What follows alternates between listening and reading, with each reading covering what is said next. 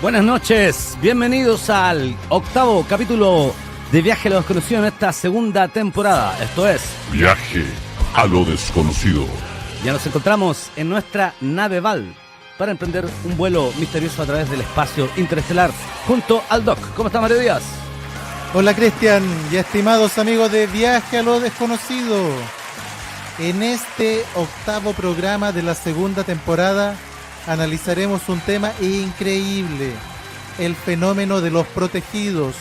Excelente. Personas que tienen el don, Cristian, de escapar de la muerte, cuando todas las probabilidades están en su contra.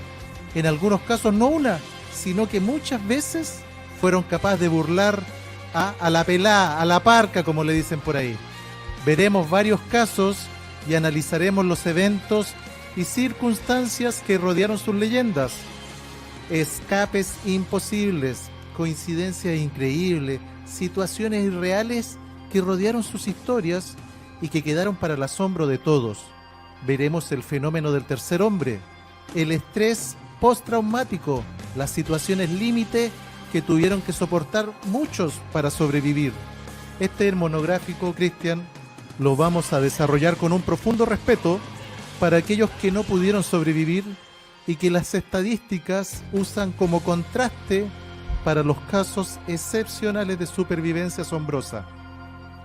Para ellos, los que quedaron en el anonimato, los que con su muerte permitieron resaltar las situaciones excepcionales que relataremos hoy, va como homenaje este monográfico. Cristian. Ya lo escucharon, excelente el monográfico del día de hoy en Viaje a lo Desconocido. Y el monográfico del día de hoy se viene espectacular también la música, así que mandamos un saludo al DJ que en este momento ya está totalmente conectado con nosotros y promete música bastante buena, así que aplausos también para él. Doc, entramos en materia inmediatamente. Estamos escuchando de fondo a Mitternacht. Muy bien. Doc, partamos por un caso emblemático de los protegidos. ¿Quién fue y qué le ocurrió a Nicholas Alchemade? Cristian, Nicholas Alchemade fue un sargento británico de la Royal Air Force durante la Segunda Guerra Mundial. Mira, ahí está su fotito. Ajá. Que no me vaya a creer, pero sobrevivió a una caída de 6.000 metros sin paracaídas. Mira, te cuento la historia. La noche del 23 al 24 de marzo de 1944, estamos ya en la última etapa de la Segunda Guerra Mundial, Nicholas Alchemade se encontraba sobrevolando la región del Ruhr como artillero de cola. ¿Ya? Ese es un dato importante. Tras haber completado una misión en la que un bombardero Avro Lancaster, ya mira, veamos la foto 2, que fue pilotado por James Newman, lanzó 2 toneladas de bombas explosivas y 3 toneladas de bombas incendiarias sobre Berlín. Mira, fíjate, ahí yo tengo en un círculo rojo la ubicación de Nicholas Alchemade, ya en el bombardeo que se hizo. Atrás, acá, en la cola. Justo acá. Oye, un lugar súper incómodo, ¿ya? Entonces, en esta operación participaron 300 bombarderos pertenecientes a la Royal Air Force, ¿ya? Pero tiran sus bombas y de regreso fue atacado por los cazas Junker de la Luftwaffe, de la Fuerza Aérea Alemana, y Alchemade en ese lugar logró hacer estallar el motor de un caza alemán, pero este había alcanzado al Avro Lancaster, ¿ya? Al Avro Lancaster de la Real Fuerza Inglesa, dejando el bombardero totalmente dañado, ya críticamente dañado. Y el avión se empezó a precipitar a tierra y se empezó a quemar. Y entre las cosas que se quemaron, se quemó el paracaídas que le correspondía a él, ¿ya? Por lo que este sargento no tuvo más remedio que dejarse caer al vacío desde 6.000 metros. Quizá buscando una muerte menos dolorosa que morir carbonizado. Mira, así fue, ¿ya? Así como está en esa foto. Ahora, durante el descenso, él pierde el conocimiento, se desvanece y cae sobre 46 centímetros de nieve. Y tras haber sido su caída amortiguada por una rama de abetos, por un árbol, recupera el conocimiento y descubre que solo se había torcido el tobillo, Cristian, desde 6.000 metros. ¿Ya? Ahora, él tenía claro que el frío lo iba a matar si permanecía ahí. Así que hizo sonar un silbato que él llevaba consigo, con la intención de ser capturado por los alemanes, ya para ver si lo metían a un calabozo y no morir de frío. Efectivamente, los alemanes lo capturaron, se lo llevaron a un campo de prisionero y lo acusaron de espía. Y si tú estás acusado de espía, te van a fusilar. No creía en la historia de que había caído desde 6.000 metros porque seguía vivo ahí, ¿ya? Pero poco a poco los soldados alemanes descubrieron que su narración sobre lo que había ocurrido se sostenía, ¿ya? Porque encontraron un poquito más allá los restos del Avro Lancaster. Así que una vez terminada la guerra, en los intercambios de prisioneros, lo liberan a él y entre las páginas de una Biblia certifican la veracidad de su historia, ¿ya? Y bueno, él logra sobrevivir a la Segunda Guerra Mundial y se convierte en un civil y logra conseguir trabajo en una fábrica de productos químicos, ¿ya? Terminada ya la Segunda Guerra Mundial. Y él cree que trabajando en una fábrica de productos químicos su vida iba a ser más tranquila, más tranquila que en la Segunda Guerra Mundial. ¿Ya? Había compañía de seguro en ese tiempo, ¿no? Claro. Estás más nervioso que el de trapecista. ¿Ah? Exactamente. Bueno, la cosa es que años después, durante unos trabajos de mantenimiento que se hacen en esa fábrica, él ya estaba trabajando ahí, le cae una viga de acero en la cabeza, ya una viga de 100 kilos. Él se desploma, pero logra sobrevivir. Se necesitaron casi 8 hombres para levantar esa viga que le había golpeado la cabeza, ¿ya? Lo encontraron inconsciente con un chichón, pero sin un rasguño adicional de mayor importancia. Mira, segunda vez que escapa de la muerte. Y unos meses después, él sobrevive milagrosamente cuando un recipiente de ácido sulfúrico cae sobre él, causándole quemadura, ¿ya? Pero bueno, esa ya es la tercera vez que escapa de la muerte. Pero Cristian, como si esto fuera poco, un tiempo después, su vida logra alcanzar la categoría de protegido, de leyenda, cuando recibe en la misma fábrica una descarga eléctrica de alta tensión, ¿ya? Sale volando, despedido, y cae varios metros, ¿ya? Y cae al interior de una piscina de cloro. Oye, hay que tener mala suerte, Cristian, ¿ya? De hecho, parece que está vivo, según me informa desde 1944. Oye, claro. Oye, y cae en una piscina de cloro y está ahí sobreviviendo 1 hora en ella, respirando sus gases, siendo rescatado nuevamente inconsciente pero vivo. Mira, quinta vez que escapa de la muerte la misma persona, ¿ya? Nicolás Alquemey, Cristian, muere en 1987 a los 65 años por causas absolutamente naturales. ¿Qué me decís? No, se pasó, tenía más vías que un gato. Así Oye, queremos parece. saludar a nuestros balmaníacos y, por ejemplo, también tenemos que recordar que habíamos echado de menos a alguien. ¿Te acuerdas? A Marian. Una balmaníaca que volvió a aparecer. Bueno, Oh, saludamos le a echamos Viera mucho Quesada, menos. dice buenas noches Viera. David Barrios dice, hola y saludos al productor y al doc. Muchas gracias. Saludos, mira, el señor Berríos. Saludos. Berrío. No pude estar la semana pasada por fuerza mayor, mira. Saludos a Norjap Aliste, a Lucía Rojas, a Lucy Rojas, excelente, mil felicitaciones. Mi tía Lucy. Mira, a tu tía. Mira quién apareció. Eliana Marian. Eliana Marián Manos de Monja, aparecí desde Punta Arenas, chicos. ¿Qué te Lo parece? echamos de menos.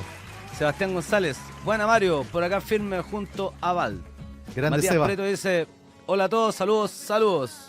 Saludamos a todos nuestros balmaníacos. Ah, y nos falta Alberto Ruiz. Grande, Buena compadre. Acá como todos los domingos, saludos. Muy bien. Ya saludados a nuestros balmaníacas y balmanecos.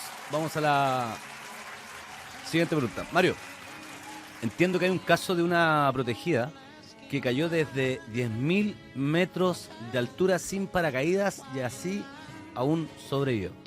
Oye, Cristian, este es el récord mundial, el récord Guinness, ¿ya? Miremos la foto 5. Bueno, Ahí está. habíamos mencionado que Nicolás Alquemey cayó desde 6.000 metros, ¿ya? Pero esta dama, cuya historia vamos a contar, bate el récord mundial de caer sin paracaídas y sobrevivir a una caída, ¿ya? En este caso 10.000 metros. ¿Qué pasó, estimado amigo Cristian? Mira, el 26 de enero de 1972, ¿ya? Hace ya 50 años, Vesna Vulovic, que aparece ahí en esa fotografía, era una joven auxiliar de vuelo, ¿ya? que estaba a bordo de un DC-9 operando el vuelo HAT-367 de Yugoslav Airlines. En ese tiempo existía Yugoslavia, cuya altitud de vuelo era de 10.000 metros, cubriendo la ruta entre Copenhague, en Dinamarca, y Belgrado, en Yugoslavia, en la ex Yugoslavia. Iba con 28 personas a bordo, Cristian. Fíjate que la mala suerte, bueno, mala y después buena suerte, que depende cómo se vea, pero Vesna Vulovic se encontraba en ese vuelo por razones fortuitas. Ese día se había confundido la asignación del auxiliar de vuelo y le correspondía a otra persona, ya, pero por una confusión ella se sube a ese avión. Mira, po. El punto, Cristian, que en el avión había una bomba oculta en uno de los compartimentos de carga y que había sido colocada por un grupo nacionalista croata. Ya en ese tiempo Yugoslavia ya tenía problemas porque querían muchas zonas independizarse. Bueno, la cosa es que esa bomba oculta explota partiendo al DC-9 en miles de pedazos que quedaron esparcidas por República Checa, en ese tiempo Checoslovaquia. ¿Ya? Mira cómo han cambiado los nombres de los países. Todas las personas que viajan en ese avión fallecen, excepto Vesna, que se salva milagrosamente de una caída de 10.000 metros de altitud. ¿Ya? Fíjate que al llegar al sitio del accidente, un hombre alemán que había sido médico en la Segunda Guerra Mundial encontró los restos del avión y de pasajeros muertos, excepto el de Vesna. Vesna yacía en la parte posterior de la aeronave con el cuerpo de otro auxiliar de vuelo encima de ella.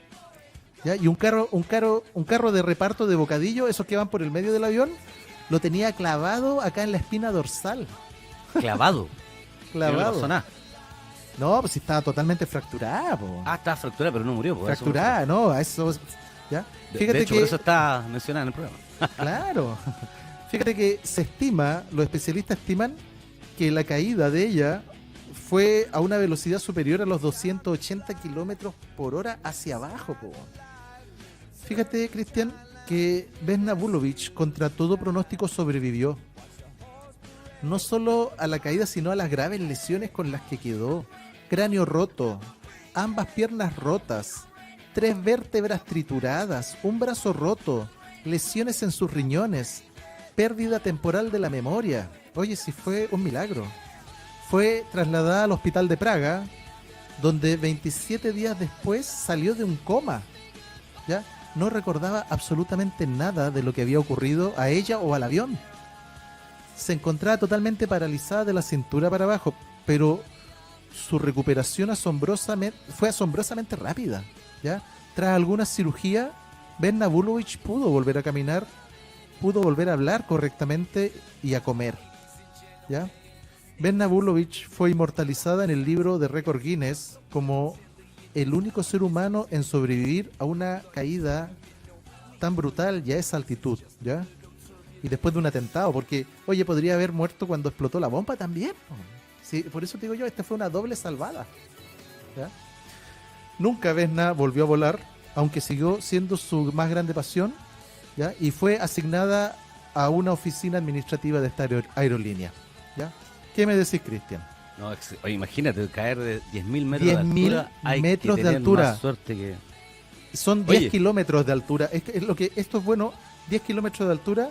La Costanera Center tiene 300 metros, ¿ya? Estamos hablando de una altura de casi son 10 unas kilómetros. 35 Costanera Center hacia arriba. No, te pasaste. Oye, tenemos un saludo acá de Juan Arena, dice tantas y entretenidas historias junto al doctor y amigo Mario Díaz. Saludos grande, y Juan. Felicitaciones al programa, muchas gracias. Grande amigo Juan. Oye, tenemos otro caso de un sortudo. No, Mario, sortuda. sí. No, pero es mujer, Joan Murray, claro. Joan Murray. ¿Qué pasó con John Murray? Oye, el caso de Joan Murray es increíble, Cristian, ¿ya? Pero antes, mira, Andy Díaz, felicidades por el programa, saludos eternos, balmaníacos. Muchas gracias. Grande Andy. Oye, vamos con el caso de John Murray. Vamos con el caso de John Murray, veamos la foto 6, Cristian. Yo juraba de guata que era hombre. Fíjate, Joan. Claro, ahí está, po. Joan Murray. Ahí está Joan Murray, pues. Mira, la historia de Joan Murray es increíble, Cristian. Fíjate que Joan Murray era o es una ejecutiva de banco, ¿ya? Con sede en Carolina del Norte, en Estados Unidos. Ella es, porque todavía está viva, pero ella es adicta a la adrenalina, a las emociones fuertes, a los deportes extremos. Fíjate, Cristian, que el 25 de septiembre de 1999 hace desde un avión un salto en caída libre, ¿ya? Como deporte, ¿ya?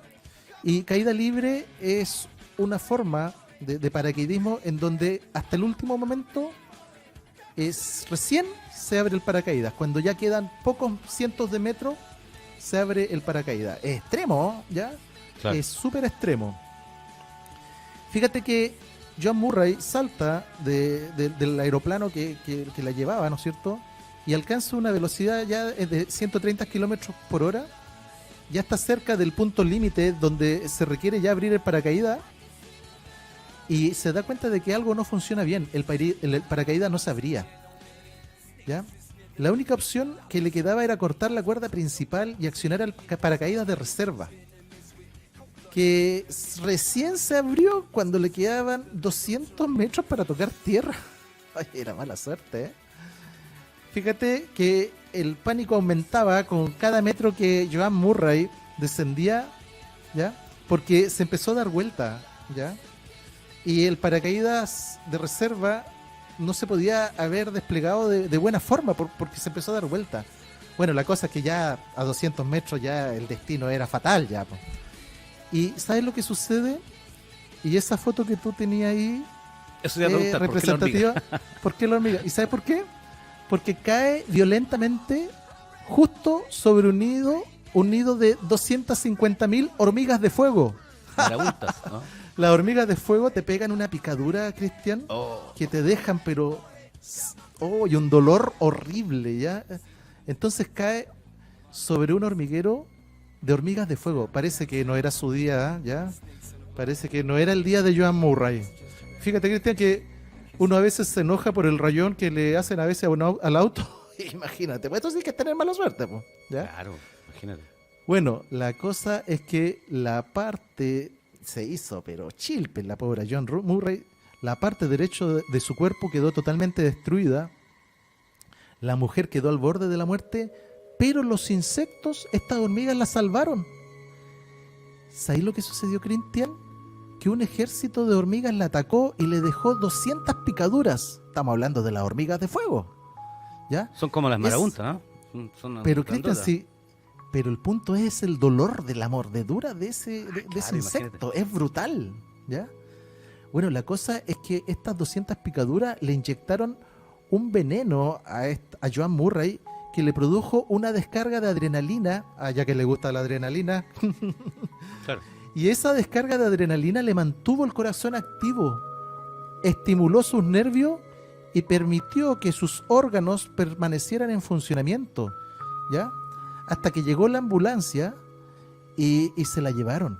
Los médicos comprobaron, ¿no es cierto?, todo el efecto que tuvo el veneno de las hormigas de fuego para mantener activo ya el cuerpo de ella. La trasladaron al hospital en estado semi-inconsciente y finalmente, recuperada de un coma de 2 semanas, sale del hospital, ¿ya? Fíjate que esta experiencia, que fue en un caso mala suerte porque no se abrió el paracaídas, pero buena suerte porque las mordeduras de las hormigas de fuego le inyectaron una cantidad de adrenalina a su cuerpo, ¿no es cierto? El dolor de todo eso le activó, le mantuvo el sistema nervioso, pero eso fue lo que la mantuvo, mantuvo el cuerpo con vida, ¿ya? Claro. Fíjate que esta experiencia no amedrenta a esta mujer y 2 años después de su recuperación volvió a subirse a un avión y a saltar. ¿Qué me decís, Cristian? Una coincidencia prácticamente imposible. Eso pasa con la gente que les falta adrenalina en el cuerpo y la buscan de alguna forma para poder suplir esa necesidad. Deportes extremos, pues los deportes extremos. Claro. ¿Qué me bueno, la compañía de seguro como que no vayan mucho a este tipo de personas. No Mario, en relación a tragedias aéreas, ¿qué es el milagro de los Andes? Oye, mira, el milagro de los Andes o la tragedia de los Andes. Mira, veamos la foto 8, Cristian. Ahí está. ¿Hay una película? Milagro, sí, hay varias películas. Sobreviven. O Viven, yo la vi O Viven. muy buena. ¿ya? No, Muy era buena. Sobreviven, ¿no? Ahí la vamos a buscar. Yo me acuerdo que se llamaba Viven, ¿ya? Vamos a hacer el tiro. Pero era de la última. Fíjate que milagro o tragedia depende cómo se mire. La cosa es que ocurrió en octubre de 1972. Parece que el año 72 fue un año de mucha tragedia aérea. Bernabulovich fue del año 72. Fíjate que en esa ocasión un avión uruguayo que llevaba 45 pasajeros ya en el trayecto Montevideo-Santiago, 45, de los cuales 19 eran jóvenes que pertenecían a un equipo de rugby uruguayo. Mira las fotos, es una foto verdadera, eran puros chicos de 20 años. Este avión se estrella en la cordillera de los Andes luego de una falla humana que involucra un error en el cruce, ¿ya?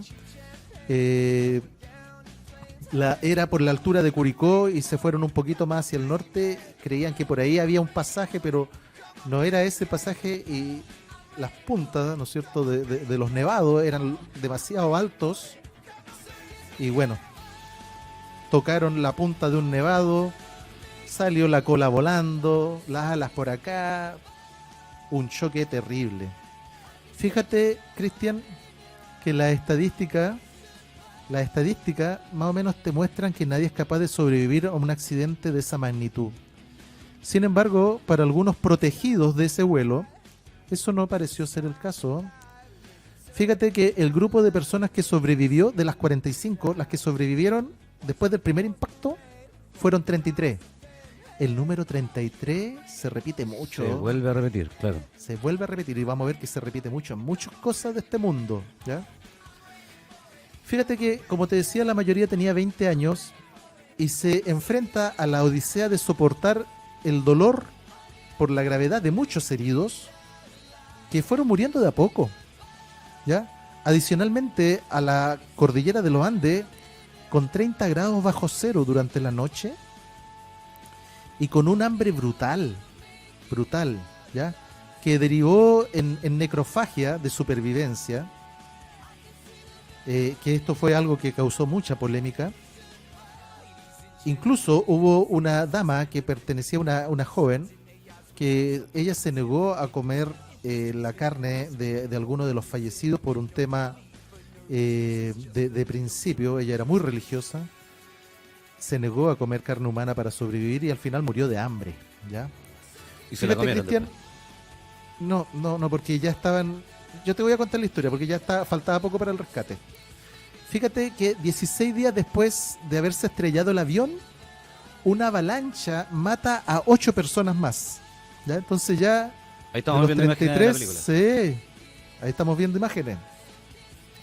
Mata a 8 personas más.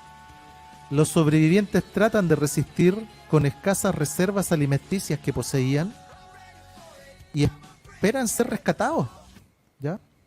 Esperan ser rescatados, pero su esperanza cae al enterarse por una radio que se había abandonado la búsqueda. La confusión, Cristian, era tal que tampoco se les ocurrió a ellos quemar algún neumático del tren de aterrizaje del avión, porque esa columna de humo podría haber permitido que los detectaran. No se les ocurrió a ellos. Con un lápiz labial colocaron SOS en el fuselaje que quedó. Eso no lo vio nadie. Nadie. ¿Ya? Fíjate que uno de los sobrevivientes, Carlos Páez, Ay, terrible, yo veo las imágenes y es terrible, terrible, ¿ya? Como te digo, uno de los sobrevivientes, que fue Carlos Páez, dice que si hay algo inexplicable es la historia de ellos. Han pasado 50 años desde esa tragedia y la historia sigue tan vigente. Se han hecho 3 películas, entre esas la que tú estás mostrando algunas imágenes. Se han hecho 9 documentales. Se han escrito 26 libros sobre el milagro de los Andes. Lo importante, Cristian, de esta historia es que fue protagonizada por gente común. No era gente superdotada que sabía del frío, que sabía de la nieve, que no sabía nada de supervivencia, nada. Entonces es mucho más inexplicable que pudieran sobrevivir 70 días en un tiempo donde se pueden ver la capacidad del ser humano de trabajar en equipo, de evolucionar, de transformarse, de salir adelante. Fíjate, Cristian, que finalmente, hartos de las bajísimas temperaturas, de los aludes, de las avalanchas, angustiados por la continua muerte de sus compañeros, la nula posibilidad de rescate, ¿ya? Ellos cayeron en el lado argentino, no en el lado chileno. Siempre Dos se de los hablaba muchachos- que era la cordillera... De los bueno, Andes, entre la pero claro, la cordillera de los Andes, pero más tirado al lado argentino. más tirado para el lado argentino. Claro. Dos de los muchachos, ya aburridos de esperar, dos de los muchachos, Roberto Canessa y Fernando Parrado, deciden cruzar las inmensas montañas para llegar a Chile. Caminaron 10 agotadores días. Mira, veamos la foto 11, Cristian.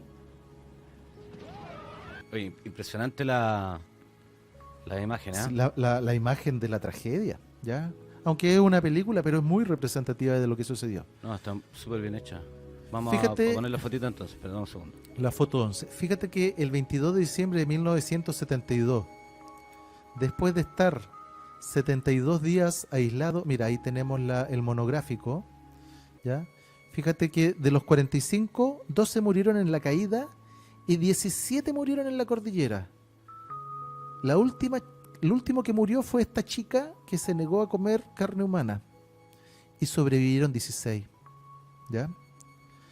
Como te decía, después de 72 días aislado y 10 días caminando, Roberto Canessa y Fernando Parrado entran al lado chileno y se encuentran a un arriero chileno que se llamaba, porque lamentablemente falleció hace 2 años, a la edad de 91 años, un homenaje a Sergio Catalán.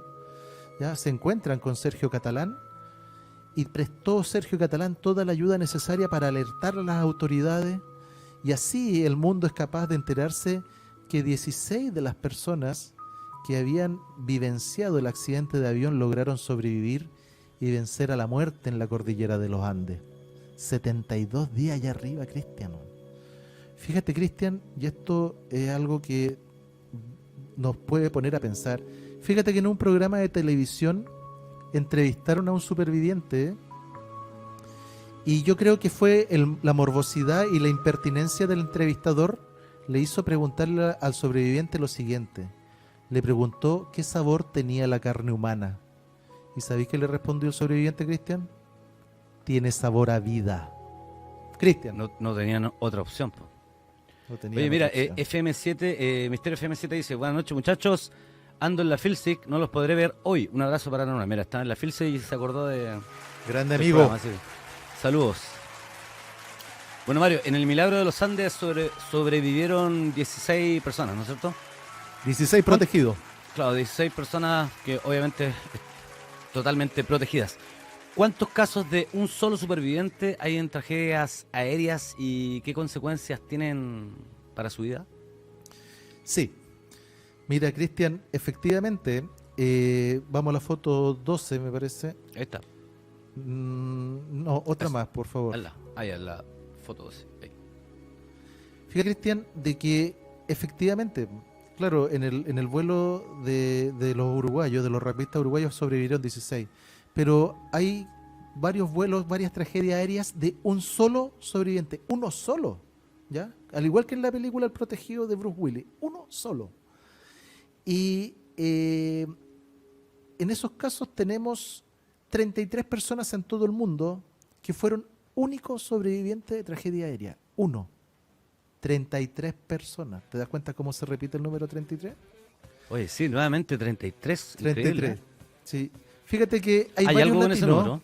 Hay algo con ese número. Sí, Sí. hay algo con ese número. Definitivamente. Fíjate que hay varios latinos. Hay 2 bolivianos, 2 peruanos. Hay una niña que era peruana pero de origen alemán, que se llama Julian Köpke, ¿ya? Julian Köpke, ahí tenemos una foto de ella. ¿Tú te acuerdas en la serie Los que uno de los sobrevivientes cayó sentado en el asiento de su pasaje con el cinturón puesto y cayó en un avión? A ella le pasó igual. Ya. A Julian Köpke, No la vi, pero me imagino. claro, en la serie Los es lo mismo. O sea, ella, lo único que recuerda, ella tenía 17 años. Lo único que recuerda era que el avión iba cayendo al Amazonas en Perú, al Amazonas peruano, y lo único que se recuerda a ella es que un griterío un griterío horrible, ¿ya? Y de ahí pierde el conocimiento y aparece sentada en su asiento con su cinturón de seguridad en un árbol con la clavícula rota, ¿ya? Llena de rajuñones. Baja, están los restos del avión y solamente gente muerta. Su madre está muerta porque ella viajaba con su mamá. Entonces, como te digo, terrible. Hay varios temas que aquí importan. Casi siempre los sobrevivientes son gente menudita. Mucha gente de joven, más resistente, que pierde la conciencia en la caída. Entonces, un cuerpo que no toma resistencia a la caída ya tiene más posibilidades de sobrevivir. Más flexible, digamos. Gente menuda, más flexible, muchas mujeres, ¿ya? Niñas. Entonces, pierde el conocimiento ante el impacto. Fíjate, por ejemplo, Cristian, que cuando hay accidentes de tránsito fatales, ya y está involucrado el alcohol, a veces cuando hay atrás, en el asiento de atrás, hay un curadito que está pero inconsciente y forma parte de un accidente de tráfico grave y mueren sus compañeros, él muchas veces sobrevive porque como no vio el accidente, no puso el cuerpo así como para resistirse con el miedo, Claro. como el cuerpo agarrotado, y eso prácticamente pulveriza y destruye los huesos, pero como está flexibiliza, inconsciente, digamos. lo flexibiliza. Mira qué locura. Muchos de los que sobreviven es porque en la inconsciencia caen nomás, po, ¿ya? Fíjate, Cristian, otro dato que es re importante es que en términos técnicos la velocidad final alcanzada en una caída del cuerpo humano depende de muchas variables. Fíjate que hay una caída del cuerpo humano que se llama la caída plana, con el cuerpo, las manos y los brazos extendidos, ya para que la superficie de fricción contra el aire sea lo mayor posible.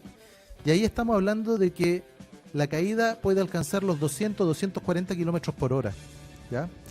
Ahora, y aquí no estamos dando ideas de nada, pero se puede aumentar esa velocidad, por ejemplo, lanzándose de cabeza. Claro, porque la cabeza tenéis menos superficie de fricción con el aire, y así minimizan la superficie de contacto con el aire, y ahí se puede alcanzar una velocidad de entre 400 y 430 kilómetros por hora, ¿ya? Además, la velocidad es proporcional al peso del El peso objeto. también es importante, pero Claro. mira, fíjate, otro tema, la altura. La altura también es un factor. Yo te estoy hablando en términos promedio. Ahora, la altura es un factor, pero esas cifras de velocidad alcanzada por un cuerpo humano en caída, dependiendo de la posición, se mantienen prácticamente fijas desde alturas superiores a los 900 metros. O sea, una caída desde 1000 metros, 2000 metros, 3000, 4000, 5000, ya es lo mismo en términos de destrucción del cuerpo en el momento del impacto, ¿ya? Fíjate que en los casos de sobrevivencia de tragedias de gran magnitud, se puede dar el síndrome del superviviente, ¿ya? También llamada la culpa del superviviente. Y es una condición mental, Cristian, que ocurre cuando una persona percibe que ha hecho mal en sobrevivir a un evento traumático cuando el resto no pudo sobrevivir, ¿ya? El síndrome del superviviente aparece como consecuencia del trastorno por estrés postraumático, cuando este está relacionado con la muerte, ¿ya? De amigos, de seres queridos, cuando se ha sido testigo de la muerte de otros o cuando se ha estado involucrado en una situación en la que otros han muerto, aunque incluso no haya sido testigo del suceso. Fíjate que varios de los síntomas de la culpa del superviviente o del síndrome del superviviente podemos mencionar como síntomas. La culpa por la muerte de otros, ¿ya? Se buscan culpables, aparece un sentido de culpa, ¿ya? Se autocondena por haber sobrevivido. Es una condición mental muy compleja, ¿ya? No haber podido rescatar a otros, ¿ya? Mientras los demás murieron. Hay como un atontamiento emocional, hay un sentido de degradación, hay una desensibilización de la experiencia. Mira qué loco, Cristian. Hay un entorpecimiento psíquico, la persona que sobrevive como que se vuelve más lenta. Hay apatía, hay aislamiento. Claro, el aislamiento genera deterioro de las relaciones sociales. Fíjate que el otro síntoma que se da es que hay una lucha interna por encontrar un significado trascendente a lo que le ocurrió. ¿Por qué yo sobreviví? Murieron 200 personas y yo fui el único, ¿ya? Trata de buscarle, el síndrome del superviviente le trata de buscar un sentido de trascendencia religiosa, metafísica a lo que le ocurrió. Fíjate, Cristian, que en el caso de Fernando Parrado, ya uno de los chicos que cruza la cordillera para buscar ayuda en el milagro de los Andes, ¿ya? Es un caso emblemático de síndrome del superviviente, porque si bien él no fue el único superviviente, porque sobrevivieron 16, e incluso gracias a su hazaña logró salvar al resto, ¿ya? Porque 2 bajaron, pero quedaron 14 arriba. Fíjate que Fernando Parrado sufre el síndrome del sobreviviente, ya que fue el que consiguió el avión, organizó el viaje, cursó las invitaciones, le tocó practicar la necrofagia para sobrevivir. Entonces el síndrome de superviviente que sufrió Fernando Parrado, ya lo persiguió durante mucho tiempo. Cristian. Mira, Andrés Berrío dice, o sea, ante alguna caída yo muero al tiro. Lo que pasa es que Andrés es grandote, que lo conozco. No, ante una caída como las que estamos mostrando, las probabilidades de sobrevivir son 1 en varios millones, po, independientemente de si soy una persona delgada o no. O sea, Claro. de hecho, si aparecen en este programa son porque son casos Sobrevivieron. excepcionales, po, excepcionales, po. Claro. Mario, ¿cuál es la historia del el pararrayos humano? Oh, y esta historia es muy buena. Mira, veamos la foto 14, Cristian. ¿Tú, Cristian, te has preguntado alguna vez qué pasa si te cae un rayo? ¿Ah? Bueno, Lo le más puede pasar a probable cualquiera. Quedé completamente calcinado. peinado, Exactamente. ¿Ya?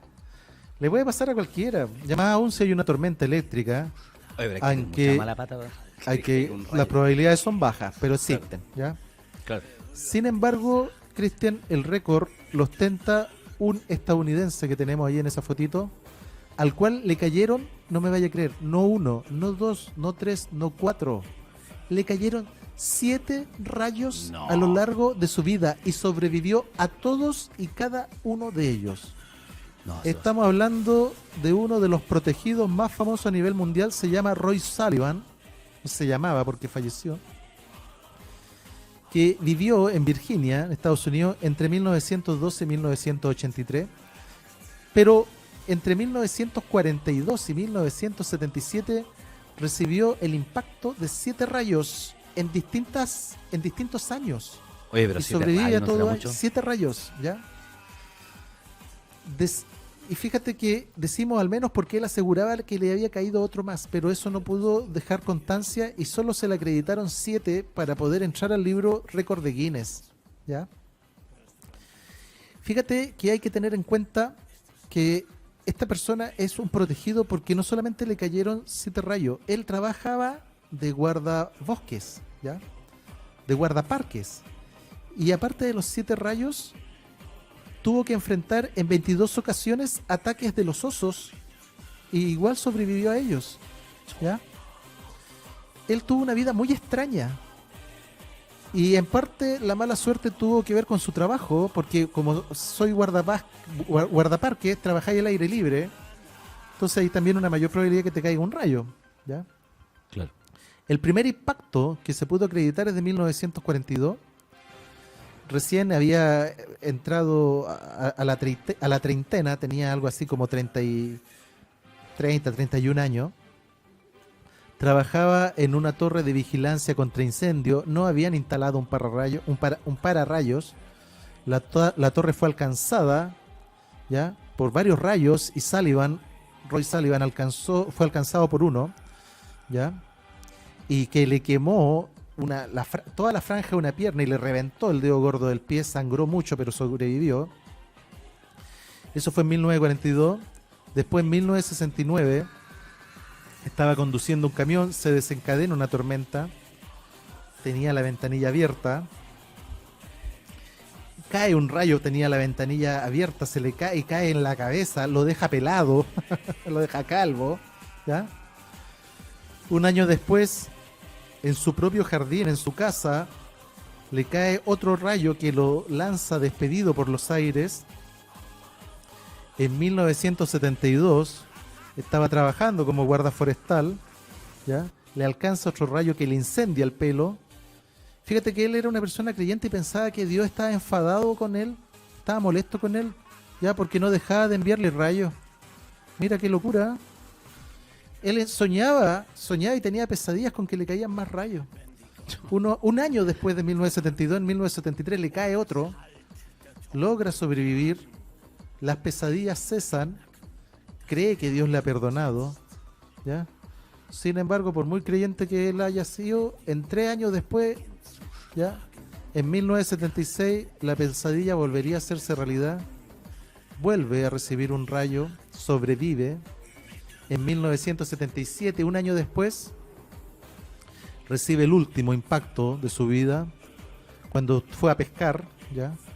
Se volvió a emprender, a incendiar, se quemó en este caso el pecho y el estómago. Fíjate que cuando iba camino a urgencias porque le había caído el rayo, se encontró con un oso. Es como tragicómico. Es mucho, Cristian. ¿Ya? Tiene más era, suerte. era el oso 22 con el que se encontraba. Sí. Le pegó con un palo en la cabeza porque no lo dejaba llegar al hospital. Oye, si aquí esto parece chiste, pero es real, ¿ya? El peor día de su vida, un rayo y un oso le atacaron con poca diferencia de tiempo.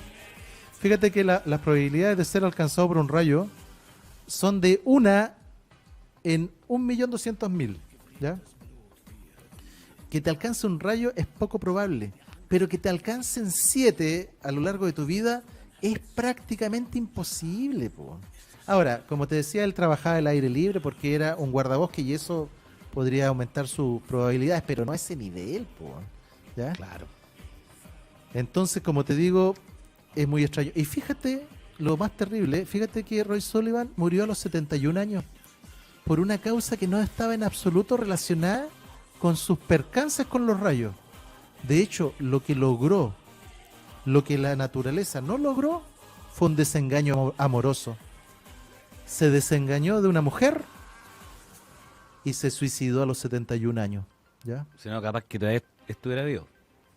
Mira, lo que no lograron los rayos, lo logró, lamentablemente, trágicamente, un desengaño amoroso. Y Roy Sullivan se... Mira, Sebastián dice, Doc, Mario, entonces, Chico Barrios es protegido. Yo creo que sí, yo creo que sí. Oye, pero cuenta por qué, porque es como una talla interna. No, sí, una talla interna. Él ha salvado muchas veces de la muerte, pero la muerte por intoxicación. Con eso, ahí te la dejo, la dejo. ¿Ya? Tienen que usar su imaginación los Usa su imaginación nomás. ¿Ya? Cristian. Ok, volvemos entonces ahí con el banner del tema de hoy. Hoy en Vald, los protegidos. Doc, ¿cuál es el caso más asombroso de sobreviviente de un naufragio? Uy, Cristian, mira, veamos la foto 15. Ahí tenemos, Cristian, a José Alvarenga. Ya, él nació Se en parece al personaje de Tom Hanks. náufraga, sí. Mira, José Alvarenga, nacido en 1975, es un pescador salvadoreño de El Salvador. Fíjate, Cristian, que José salió a pescar con su compañero de trabajo, el mexicano Ezequiel Córdoba, en noviembre del 2012, desde Chiapas, México, ¿ya? Si bien era salvadoreño, trabajaba en un puerto mexicano, ¿ya? Y sale a pescar. Fíjate que habían planeado en su bote una sesión de pesca en alta mar de alrededor de 30 horas, ¿ya? Ese era el plan, ¿ya? Poco después de comenzar el viaje, una tormenta desvió el rumbo, ya, de esta embarcación, pero la tormenta fue tan terrible que duró casi 5 días. La embarcación, el funcionamiento de la embarcación se vio totalmente obstaculizado por la tormenta y después no funcionó más. Y aunque su compañero y él logran capturar unos 500 kilos de pescado, tuvieron que botar todo eso para sobrevivir a ese mal tiempo. Fíjate que no tenían remos, no tenían anclas, no tenían ningún dispositivo satelital y el bote comienza a flotar sin rumbo en el Océano Pacífico. José y su compañero, José Alvarenga y su compañero Ezequiel, tenían solo un puñado de suministros y alimentos para mantenerse con vida.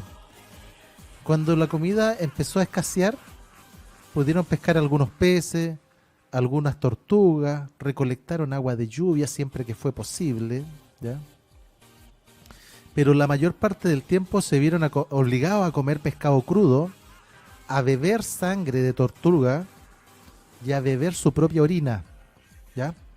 Fíjate que todos estos sobrevivientes tienen que cruzar límites, ¿ya?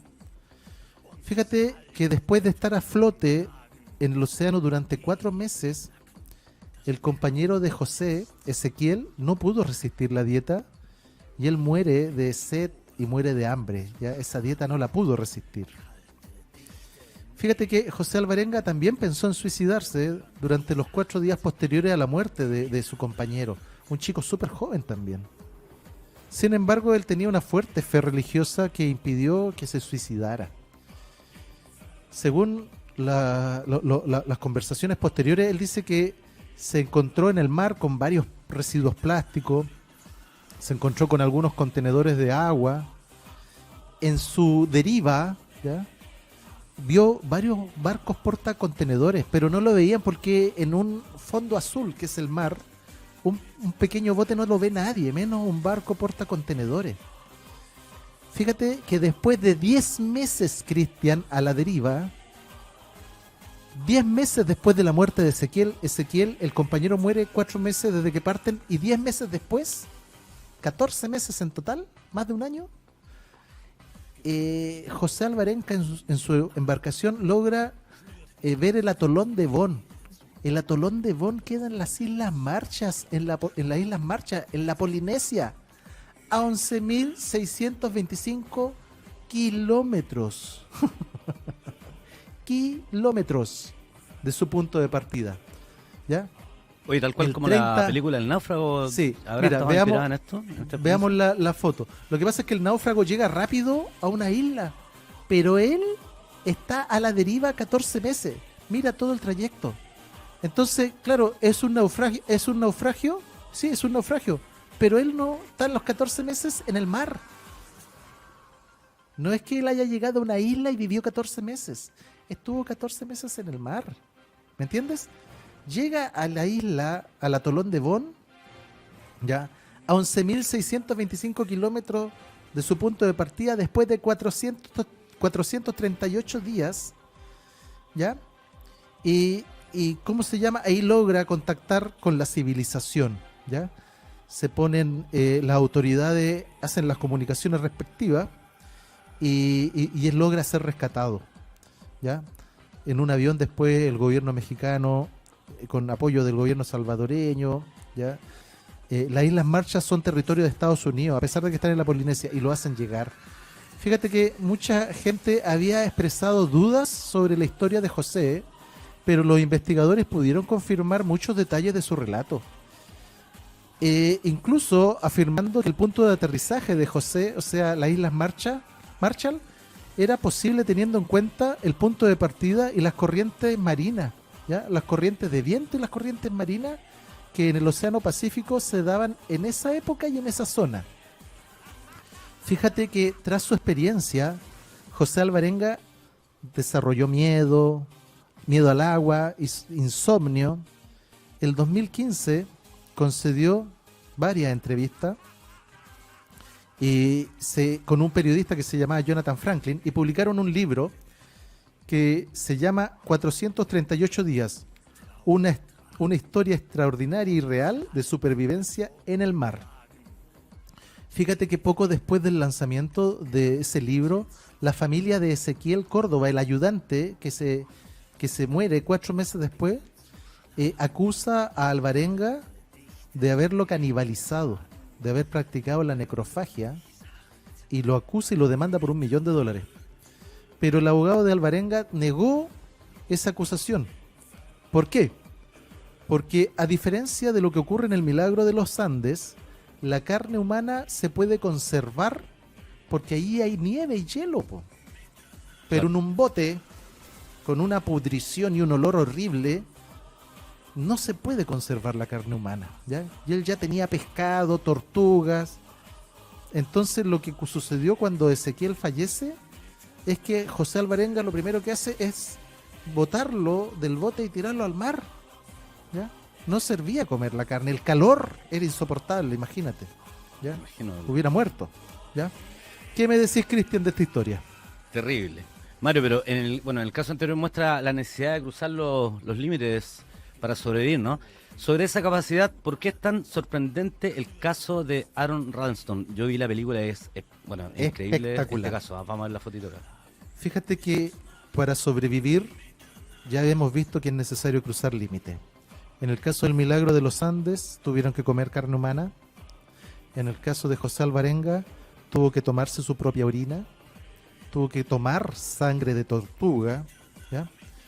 El caso de Aaron Ralston es uno de los cruces del límite más terribles que tuvo que hacer para sobrevivir. Fíjate que Aaron Ralston estaba caminando solo en un cañón, en el cañón Blue John en Utah, en el 26 de abril del año 2003. Fíjate que mientras él descendía por un cañón angosto, una de las rocas se desprende de encima de él. La roca le golpea la mano izquierda con fuerza y luego aplasta su mano derecha contra la pared del cañón. Nadie sabía que Aaron estaba en los cañones y no tenía ninguna forma de pedir ayuda. Estaba atrapado con la roca que lo apretaba contra ese desfiladero. Eran dos paredes súper estrechas y la roca cae ahí y le aprieta la mano. ¿Cómo se llama la película? 127 días, vamos a ver fotos de la película. 127 días se llama la película, protagonizada por James Franco. ¿Ya? Fíjate que con el dolor que eso significa, empiezan a pasar las horas. Aaron Ralston empieza lentamente a comer la comida que tenía, esperando a ver si lo podían encontrar. Gritaba, no lo escuchaba nadie porque estaba solo. Empezó poco a poco a beber el agua y sobrevivió así durante 5 días. Siguió tratando de desalojar su brazo, no podía. Todos sus métodos para liberar su brazo no funcionaron y toma una decisión crucial. Decide amputarse el brazo, ¿ya? Con las herramientas que tenía disponible. Claro, esto es antes de la tragedia. Claro. Decide amputarse el brazo con las herramientas que tenía disponible y comenzó a hacerse cortes en el brazo, ¿ya? Pronto se dio cuenta que tenía que cortar los huesos, cortar sus propios huesos para liberar completamente su mano, güey. No contaba con las herramientas necesarias. Llegó el 6º día, se quedó sin comida, se quedó sin agua y se vio obligado para sobrevivir a tomar su propia orina, que es una constante. En la arenisca del cañón donde quedó atrapado, ahí está, donde aparece atrapado, ahí empieza a grabar su propio nombre. Y empieza a alucinar también, pues. Empieza a alucinar, ¿ya? Grabó en video unas últimas palabras para su padre, para sus padres. Sorprendentemente se despierta la mañana siguiente y descubrió que su brazo empieza a descomponerse, ¿ya? Y se le ocurre la idea de romper el brazo aplicando torsión contra el brazo atrapado. Le tomó casi 1 hora romper el brazo por completo y liberarse. Imagínate el dolor, Cristian, ¿ya? Después de liberarse camina 8 millas con una sola mano antes de tropezar con otra familia que caminaba por allí. La familia alertó a las autoridades correspondientes. En esos 6 días, bueno, fue rescatado. Ahí se encuentra con la familia. Ahí se encuentra con la familia. En esos 6 días pierde 18 kilos, pierde un 25% del volumen de su sangre. Y cómo se llama, un grupo de búsqueda fue y recoge el brazo ya estaba descompuesto, fue recuperado por la autoridad del brazo. Fueron necesarios 13 hombres y un equipo hidráulico pesado para mover la roca y recuperar el pedazo de brazo que quedó ahí. El brazo fue incinerado y las cenizas fueron entregadas a Aaron Ralston. 6 meses después, Aaron Ralston visita el lugar del accidente en su cumpleaños número 28, si era un hombre muy joven, y esparció allí las cenizas de su brazo, según él. Ahí está. Ahí está el actor y el personaje real. Esparce la ceniza de su brazo porque dice pertenecen acá a este lugar. Y como te digo, y tú bien mostraste, toda esta aventura se inmortaliza en la película 127 días. Ahí está el 127 logo. horas, claro. Protagonizado, perdón, 127 No, horas. 127 horas, pues, claro. Horas, porque Claro. son 6 días. 127 horas protagonizada por James Franco. Oye, buenísimo. ¿Qué la me película. decís? ¿Qué me decís? Oye, excelente. Oye, Misterio FM7 dice, listo amigos, estoy en casita instalado viéndolos. Hoy muy bien, ¿ah? Él estaba en Filsic y se acordó del programa, mira. Grande Uno de FM7. los pocos fieles balmaníacos. Aunque no sabemos todavía con quién estamos hablando, porque dice Misterio FM7, no sabemos qué persona es. Sería bueno que Es un dijera... Es un misterio. Es un misterio. Doc, sobre gente atrapada bajo tierra. ¿Por qué fue mundialmente famoso el caso de los 33 mineros en Chile, que se vuelve a repetir este número? Se vuelve a repetir este número sagrado. ¿Ah? Claro. 33 mineros. Ahí tenemos fotito. Soy misterio, dice. Ah. Fíjate, Cristian, bueno, todos más o menos conocemos este caso. El 5 de agosto del 2010, un derrumbe en la mina San José, que un yacimiento ubicado ahí en la comuna chilena de Caldera, dejó atrapado a 33 mineros. 33 atrapados. 17 días después, el 22 de agosto, fueron contactados, hallados con vida. ¿Ya? ¿Se acuerdan de ese papelito? Estamos bien en el refugio Los 33. Claro. Fíjate que la noticia, esa foto es espectacular. Ya, porque uno cree que no, están abajito. Estaban a 700 metros abajo. Yo coloqué ahí, fíjate que coloqué ahí en ese gráfico el Costanera Center. Yo siempre hago, si te das cuenta, 3 cuando Costanera hablo, Center. Sí. sí, dos y fracción Costanera Center. Así estaban hacia abajo.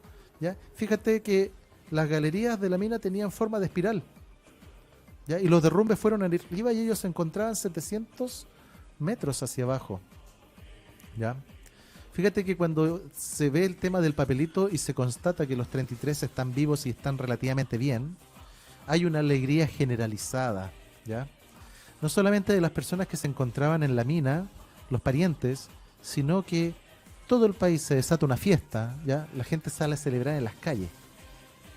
Pero a esta primera alegría había que contrastarle el hecho de que había que rescatarlos. ¿Ya? Había que rescatarlos. El 22 de agosto, el 5 de agosto fue el derrumbe. El 22 de agosto se supo que estaban bien. Y recién el 12 de octubre, tras una operación faraónica para liberarlos, fueron rescatados. Fíjate que la NASA asesoró. Las perforadoras más potentes de la minería chilena se pusieron al servicio del rescate. La tecnología más puntera de la época, ya en términos de perforación, la psicología más avanzada en situaciones de aislamiento extremo se puso al servicio del rescate de los 33 mineros porque se le dio apoyo psicológico. ¿Ya? 700 metros de profundidad. Se dieron muchas situaciones, muchos de los que estaban ahí atrapados dijeron, oye, si nos sacan yo me voy a casar. No sé si después cumplieron. ¿Ya? Claro. ¿Ya? Otros no veían a sus madres hace años. Muchos le piden que la gente no salga ahí de los alrededores de la mina San José para presionar a las autoridades que no pueden escatimar ningún esfuerzo, y de hecho no se escatimó ningún esfuerzo para sacarlo. ¿Ya? Muchos de los mineros vivían en pensiones en Copiapó, estaban a 1 hora de autobús de la mina, trabajaban en turnos agotadores de 12 horas. ¿Ya? 7 días y descansaban otros 7. Eran esas faenas 7x7. Y si los llamaban para redoblar turno, muchos lo hacían, trabajaban horas extra porque les pagaban bastante. ¿Ya? Algunos vivían en otras regiones y tomaban autobuses de varias horas para llegar. Bueno, cuando la montaña se les vino abajo, los mineros intentaron subir por una chimenea, pero no había ninguna escalera dentro de ella. ¿Ya?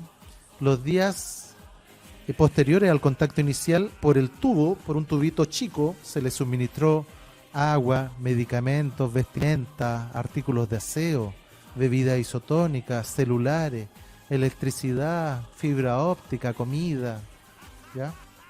Agua potable, se pudieron bañar, se pudieron asear, se les dio apoyo psicológico. Mira, estamos muy adelantaditos en la foto, Cristian, ¿podemos ir un poquito más atrás? Uh-huh. Fíjate que ahí, tras 33 días de perforaciones ininterrumpidas, 33 días de perforaciones, de nuevo el número 33, se habían hecho 3 planes, el plan A, el plan B y el plan C. Y el plan B logró romper fondo a 623 metros de profundidad, ¿ya? Luego de encamisar parcialmente la perforación, la anchan y empiezan uno a uno a extraer a los mineros. Y para eso se utilizaron tres cápsulas individuales, las cápsulas Fénix. Mira, avancemos una más. Ahí están las cápsulas Fénix, ¿ya? Y el hombre que mostraste antes fue el inventor de las cápsulas Fénix. Mira, parece ese es un ingeniero mecánico que yo encuentro que se le ha dado poco mérito, que se llama poco reconocimiento, porque él fue el que diseñó en un tiempo récord las cápsulas, ¿ya? Él se llama Alejandro Poblete Villablanca. Bueno, la cosa es que el 13 de octubre a las 12 de la noche se logró traer a la superficie al primer minero, continuando con lo siguiente a un ritmo de salida de 1 por hora. Ahí está la cápsula Fénix, ¿ya? Mira, veamos la foto 24. Fíjate, Cristian, que hasta la fecha es el mayor y más exitoso rescate de la historia de la minería a nivel mundial, siendo el evento con mayor cobertura mediática de estas características. En vivo, el rescate lo vieron alrededor del mundo 1.300 millones de personas, ¿ya? Estamos hablando entre el 15 y el 20% de la población mundial vio en vivo este rescate. Esto fue solamente superado por el funeral de Michael Jackson en el 2009. Y incluso se vieron más personas vieron el rescate de los mineros que las que vieron el alunizaje del Apolo 11 en 1969. Imagínate, Cristian. Esto fue en 2010, ¿cierto? Sí. El 2010. Sí. Y según un estudio, el impacto mediático mundial del rescate de los 33 mineros es el mayor de la historia reciente de Chile, ¿ya? O sea, el nombre Chile se hizo famoso desde un punto de vista de impacto mediático con mayor fuerza en este tema del rescate. ¿Qué me decís, Cristian? Oh, excelente, espectacular. Bueno, un gran aplauso por ahí por el señor que inventó la cápsula. Poco mérito. Alejandro Poblete Villablanca. Don Alejandro Poblete. Doc, ¿cuál es el hombre más afortunado del mundo? Sí. Mira, vamos a ver el caso de Frein Selak. Frein Selak es un croata. Ahí está Frein Selak, po. Es un croata considerado como una de las personas con más suerte del mundo. Él nació en 1929. Ya está, pero muy abuelito ya. ¿No ha pedido cuevas? ¿Ya? Fíjate que 1929, pero recién en 1962 se inicia su leyenda. En enero de 1962, el vagón de tren en el que viajaba se descarriló y cayó sobre un río. Murieron 17 personas en su interior, salvo Frein Selak. Fíjate que el año siguiente, en 1963, volvió a engañar a la muerte. Fíjate que la puerta del avión en el que iba salió despedida y junto con ella salió Frein Selak. Pero era que no, y cayó arriba de un pajar en una granja cercana. Esa suerte, Cristian, no la corrieron los 19 pasajeros que fallecieron a escasos metros del lugar. Porque que se salga una puerta de un avión, eso es una catástrofe segura. El avión se despresuriza y cae en picada, ¿ya? Terrible. 3 años después de este incidente, en 1966, Frein Selak viajaba en un autobús que se desvía del camino y cayó de un puente por donde cruzaban, matando a 4 pasajeros. Menos, adivina quién, Frein Selak. Frein Selak, obviamente. Se salvó nadando hacia la orilla. Durante 4 años no tuvo ningún problema. Pero en 1970 la muerte lo volvió a merodear. Él iba conduciendo un vehículo cuando de repente este vehículo se incendia. Este amigo croata, apenas tuvo 30 segundos para salir del coche antes de que explotara. ¿Ya? 3 años después, el coche que se compró para suplir al otro también heredó el problema de que explotan, ¿ya? Por un problema mecánico, explotó el nuevo coche que se compró 3 años después del incendio del coche anterior. Y este ya sí escapó, pero le quemó el pelo, ¿ya? Pero sobrevivió. Fíjate que en 1995 lo atropelló un autobús cuando cruzaba la calle en Zagreb, en Croacia, ¿ya? Tuvo heridas menores. En 1996 salvó por los pelos de una colisión múltiple contra un camión de las Naciones Unidas. Antes de que chocara con el camión de Naciones Unidas, saltó del vehículo hacia un barranco y se salvó. Oye, existe un gran protegido, Efraín Selak. Y Efraín Selak, la historia de Efraín Selak es digna de una película de Hollywood, Cristian. Claro que sí. ¿Ya? Faltaba la guinda del pastel a toda esta serie de eventos.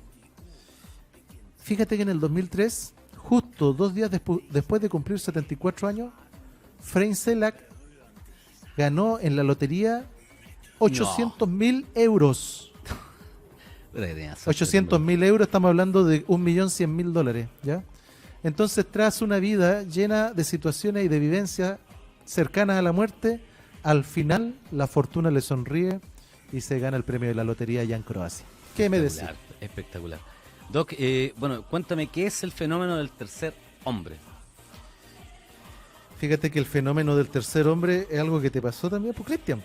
¿Ya? A mí me pasó. El tercer hombre, sí, pues, el tercer hombre, el ángel guardián, también denominado fantasma de caso crítico, suele afectar, Cristian, a gente que se encuentra en situación entre la vida y la muerte, fruto de aventuras como el submarinismo, la escalada, ya deportes extremos. Se le denomina el factor del tercer hombre y es un fenómeno que se da en ambientes extremos como los que te señalaba, siempre en un trance de estar cerca de la muerte, y se basa en la sensación de una presencia que acompaña y incluso hasta habla con las personas que están a punto de morir, muchas veces señalando el camino que hay que seguir hacia la salvación en una situación extrema. Fíjate que una de las explicaciones es que muchas veces la falta de oxígeno en casos de submarinista o de escalada en grandes montañas hace que ingrese menos oxígeno al cerebro y eso genera una alucinación que haga que la gente sienta que alguien la está acompañando, que alguien le está dando consejos para salir del peligro de muerte. Pero resulta que los casos del tercer hombre muchas veces se dan con más de un testigo, entonces que más de un testigo tenga una alucinación es muy raro. Claro. Fíjate que hay un libro que se llama El tercer hombre, el secreto de la supervivencia en entornos extremos, ¿ya? Y toman la experiencia de este explorador que tú tenías en la foto que se llama Ernest Shackleton. Y este aventurero venía para el Polo Sur, para la Antártida, en un barco que se llamaba el Endurance. Ya, todo esto es inglés, ¿eh? Querían ellos cruzar a pie el Polo Sur. Pero el Endurance queda atrapado en el hielo en 1914. Estamos hablando hace más de 100 años. Y la única opción para sobrevivir, después de esperar varias semanas de que el barco desencalle y no sucede, la única opción de sobrevivencia es llegar a un puerto ballenero que está a más de 1.600 kilómetros, ahí en la Antártida, ¿ya? Quiero que piensen en el territorio chileno antártico. Por ahí se dio esta epopeya. Entonces, dentro del grupo de los tripulantes, juntaron a un grupo y agarraron un bote para remar, Cristian, remar 1.600 kilómetros hasta llegar al puerto ballenero y pedir ayuda. Remar 1.600 kilómetros en la Antártida, ¿ya? En unas condiciones extremas. ¿Sabéis que estuvieron remando casi 2 meses? Pero en las notas de Ernest Shackleton decía que había una presencia misteriosa que les guiaba y le animaba para alcanzar su destino, para pedir ayuda. Y llegaron y lo lograron, ¿ya? Esta presencia les dio el camino, les dijo por dónde llegar, les animaba. Y era un fantasma, era un ángel guardián, que todos escuchaban, ¿ya? Que todos veían con el rabillo del ojo, ¿ya? La cosa es que logran llegar a ese puerto ballenero y en agosto de 1916 la tripulación es rescatada y llevada a Chile. Hay un escritor famoso de esa época que se llamaba T.S. Eliot que oye esta historia y bautiza esa presencia como el tercer hombre, ¿ya? Una presencia que te anima a, en situaciones extremas, cuando estás a punto de tirar la toalla, seguir. Oye, pero imagina Fíjate, que todos pudieran verlo, porque por lo general una sola persona es el que ve, no sé, pues, alguna presencia o extra, digamos. escucharlo, verlo, O sentir escucharlo, esa claro. presencia, claro. Pero Entonces, que todos lo vieran. es raro, una alucinación colectiva, no sé, podría ser una sugestión colectiva. Mira, Cristian, pusiste la foto 28, ahí está Charles Lindbergh. Charles Lindbergh viajó en un aeroplano bautizado como el Espíritu de San Luis, y él es uno de los primeros, es el primero que une Estados Unidos con Europa continental en un solo vuelo, sin escalas, por el Atlántico, y lo hace en 1927, ¿ya?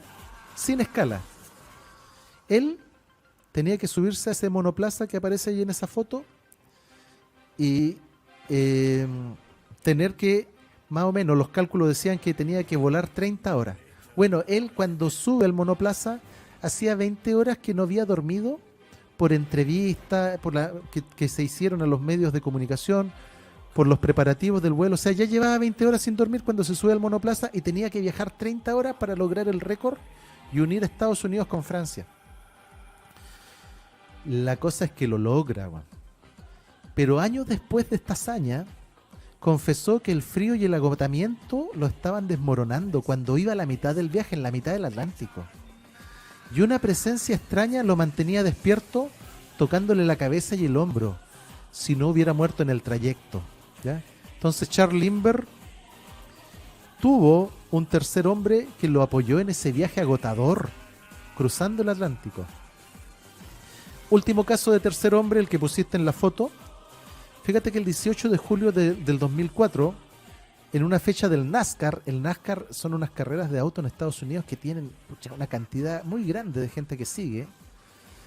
En el NASCAR, el piloto Dale Earnhardt corría una importante prueba, ¿ya?, en California, en una de las fechas del NASCAR, y se sale de la pista durante el calentamiento, ni siquiera en la prueba, en la carrera en sí.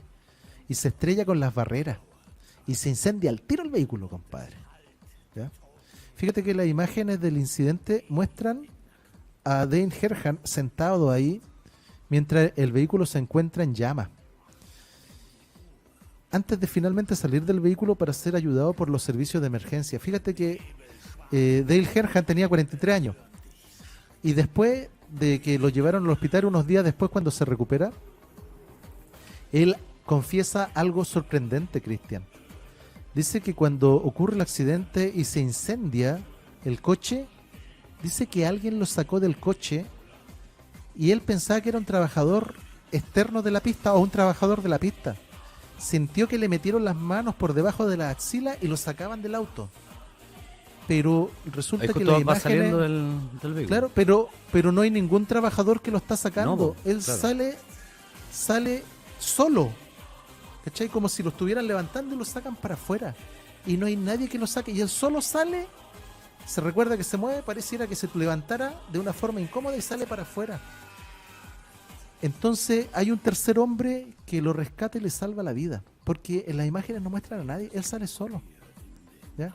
Fíjate que el padre de Dale Earnhardt había muerto un par de años atrás, era piloto de carrera y también murió en un accidente. Y muchos estaban convencidos de que fue el papá, fallecido hace 2 años, el que lo saca del auto, agarrándolo a la axila y le salva la vida. ¿Qué me decís, Cristian? No, realmente impresionante. El FM7 dice: Mister FM7, apuesto que Frank Selak va a morir atragantado comiendo manzana. ¿Quién es Frank Selak? El que estamos viendo recién. Pues. Ah, Frank Selak, sí. El, Que lo escribió todo de corrido, po. Sí. Doc, ¿hay casos de escapadas y muertes imposibles con poca diferencia de tiempo? Sí, mira, esto lo vamos a mencionar con harto respeto. Hay un caso increíble que ocurrió en Chile, ¿ya?, de una escapada absolutamente increíble y lamentablemente una muerte trágica, absolutamente increíble también, de una misma persona. Y esto ocurrió en 1996 a un carabinero llamado Héctor Zapata Cueva. El de la lapicera, sí me acuerdo. El de la lapicera, justamente. Una lapicera era metálica y es cilíndrica, Cristian. O sea, la superficie para que una bala toque ahí es, pero imposible. Bueno, la cosa es que él llevaba una lapicera en su bolsillo, en su camisa, que le salva la vida. Porque dentro de la balacera una bala le pegó justo en el lápiz metálico que llevaba en su camisa. De hecho, ahí en la foto aparece la camisa toda manchada con tinta. Fíjate que el diario La Cuarta recoge el testimonio de este uniformado porque eso es absolutamente... No imposible, pero es increíble. O sea, las probabilidades de que eso ocurra... Él simplemente dice, a mí todavía no me llega la hora porque es increíble cómo me salvé, que la bala justo pega en la lapicera que tenía en el bolsillo de la camisa, porque detrás del bolsillo de la camisa está el corazón, o sea, ahí hubiera sido una muerte, pero segura. ¿Ya? Y él dice, no me había llegado la hora todavía. Lamentablemente, Cristian, esa hora llegó un año más tarde, cuando un árbol, Cristian, le cayó encima a un radiopatrulla durante un procedimiento en Peñaflor. Y ese árbol mató de forma inmediata, adivina quién. Lamentablemente, a Héctor Zapata Cueva, el carabinero que hacía menos de un año había sido salvado por una lapicera de morir. Triste. Oye, súper poco tiempo. Igual. Oye, increíble los temas de hoy. Justamente ahí los balmaníacos y balmaníacas se están manifestando. Lucy Rojas dice, muy, muy interesantes los temas. Felicitaciones. Bueno, gracias, tía Lucy. Al final del capítulo número 8 de esta nueva temporada 2022. Doc, realmente impactante. Me gustó mucho el monográfico de hoy. Quedamos todos absolutamente peinados para atrás. Bueno, así ya estamos finalizando el programa de hoy. ¿Y qué se nos viene la próxima semana, Doc? Cristian, bueno, primero dar las gracias. En el programa de hoy hemos desarrollado el fenómeno de los protegidos, ya protegidos y protegidas, sus aventuras y peripecias, ya, que no hacen más que asombrarnos de las capacidades del ser humano en las situaciones más críticas, ya, para poder sobrevivir. La suerte, el ser capaz de cruzar el umbral de las situaciones críticas, les permitieron inmortalizarse, ¿no es cierto?, como los protegidos. Bueno, Cristian, en el próximo capítulo vamos a revisar un tema que está muy en boga, muy actual. Revisaremos las grandes pandemias de la historia. Revisaremos la historia humana y cómo las plagas y las pestes condicionaron el destino de nuestra especie. La peste antonina, la plaga de Justiniano, la malaria, la lepra, la peste negra, el ébola, la viruela, la gripe española, el coronavirus, etcétera. Próximo capítulo de Val va a estar imperdible. Los esperamos. Excelente. Las grandes pandemias de la historia. Hasta el próximo domingo, amigos. Muy bien, y saludamos a toda la gente que se conectó hoy a los Balmaníacos. A Viera Quesada, David Barrios, el señor Andrés Ferríos, Norjap Aliste, Luis Rojas, Eliana Manos de Monja que está de vuelta, Sebastián González, Matías Jonathan Prieto desde Ovalle, Alberto Ruiz, Juan Arenas, Andy Díaz, Misterio FM7, el nuevo Balmaníaco que se nos suma. También saludamos a... Juan Luis Muñoz.